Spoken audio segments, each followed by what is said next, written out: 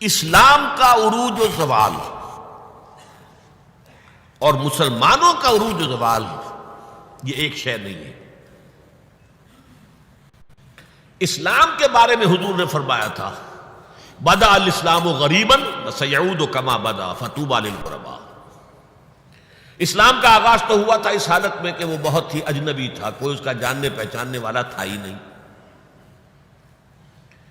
دوبارہ اگرچہ اس کے بعد حکومت تو آ گئی، ایک دور آ گیا، اسلام کا غلبہ ہو گیا، لیکن ان قریب اسلام دوبارہ غریب ہو جائے گا، دوبارہ اجنبی ہو جائے گا، ان قریب۔ سیعود سین کے ساتھ جب عربی زبان میں فعل مستقبل بنتا ہے، سوفا وہ ذرا دور کی بات ہے، لیکن وسیعود ان قریب وہ دوبارہ غریب ہو جائے گا۔ فطوبی للغرباء، تو مبارکباد اور تہنیت ہے ان لوگوں کے لیے جو اسلام کی غربت کے دور میں خود بھی غریب ہو جائیں، خود بھی اجنبی ہو جائیں۔ لوگ انہیں دقیانوسی کہیں، یہ ابھی تک چمٹے ہوئے ہیں سنت رسول کے ساتھ، یہ ابھی تک انہی چیزوں کے لیے دقیانوسی لوگ ہیں، یہ سارے فقرے ان پر شست کیے جائیں، وہ برداشت کریں، لیکن یہ کہ اسلام کا دامن ہاتھ سے نہ چھوڑیں۔ لیکن اسلام کا عروج خلافت راشدہ اور وہیں سے زوال شروع ہو گیا۔ 1400 برس مسلسل زوال کے، اسلام کو دوبارہ عروج حاصل نہیں ہوا۔ حال ہی کے وہ 2 اشعار 100% اپلیکیبل ہیں۔ پستی کا کوئی حد سے گزر نہ دیکھے، اسلام کا گر کر نہ ابھر نہ دیکھے، مانے نہ کبھی کہ مد ہے ہر جزر کے بعد، دریا کا ہمارے جو اتر نہ دیکھے۔ اسلام کا تو عروج پھر نہیں آیا، پھر وہ خلافت راشدہ تو آج تک قائم نہیں ہوئی، پھر ایک مکمل دین نظام کی حیثیت سے تو دنیا میں کہیں نہیں آیا۔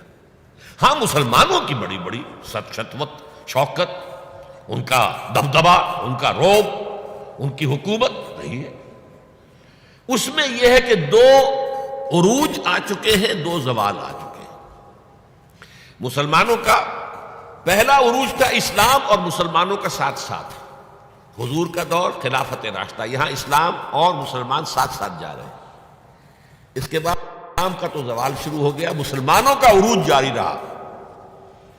دور بنو امیہ اور اس کی فتوحات، دور بنو عباس اور اس کی فتوحات، روئے ارضی کی عظیم ترین سلطنت بنو عباس کی، تہذیب، تمدن، علوم، فنون، علم، روشنی۔ پھر ادھر سے بنو امیہ کا ختم ہوا، چراغ گل ہوا، تو ادھر چراغ جو ہے امیہ کا روشن ہو گیا اسپین کے اندر، ہسپانیہ میں۔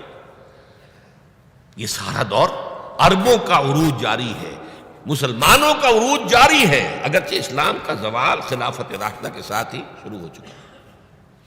پھر ایک وقت آیا کہ مسلمانوں کا بھی زوال آ گیا۔ پہلے کروسیڈرز نے آ کر پٹائی کی اور بہت پٹائی کی۔ 1099 میں یروشلم جو فتح کیا انہوں نے، تو جس قدر کچھ تو خون کیا ہے، جتنا قتل عام کیا ہے، خود جو یورپین مورخین ہیں وہ بھی شرماتے ہیں اس کا ذکر کرتے ہیں۔ سارا میڈیٹرینین کا علاقہ انہوں نے فتح کر لیا تھا اور تہس نہس کر دیا تھا۔ خیر اس کو تو 88 برس کے بعد صلاح الدین ایوبی رحمۃ اللہ علیہ نے واپس لے لیا، لیکن پھر اگلی صدی میں جو طوفان آیا ہے تاتاریوں کا، کروڑوں مسلمان قتل ہوئے، کروڑوں۔ 1258 میں سقوط بغداد اور خلافت بنو عباس کا ٹمٹماتا ہوا چراغ روشن، مستعصم باللہ کو گھسیٹ کر محل سے نکالا، جانور کی ایک کھال کے اندر لپیٹا، اور تاتاریوں نے اپنے گھوڑوں کی سمت علیہ کچل دیا۔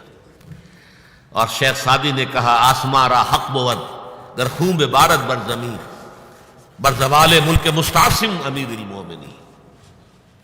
یہ عربوں کا زوال، اور نوٹ کر لیجئے پلیز، اس وقت سے عرب امت مسلمہ کی قیادت سے معزول کر دیے گئے،